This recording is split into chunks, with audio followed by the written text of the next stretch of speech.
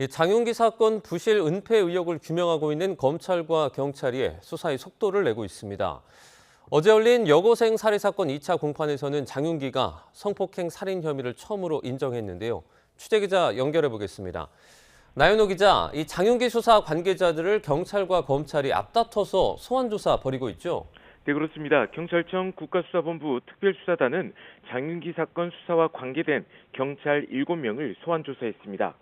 조사자 가운데 입건된 사람은 앞서 증거 인멸 혐의로 구속된 박모 경감이 유일하고요.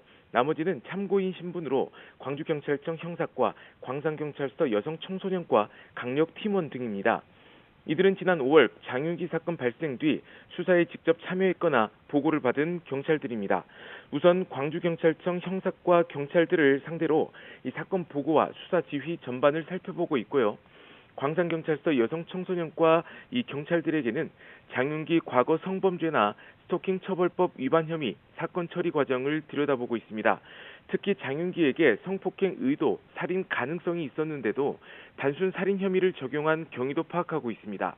지난 11일 광주경찰청장실과 수사부장 강력개장실에 대한 압수수색 자료도 분석 중입니다. 검찰도 봐주기 수사나 증거인멸 의혹을 규명하기 위한 수사를 이어가고 있습니다.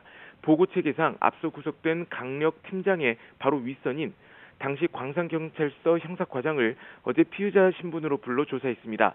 당시 광산서 형사과장은 증거인멸을 방조한 혐의 등을 받고 있습니다.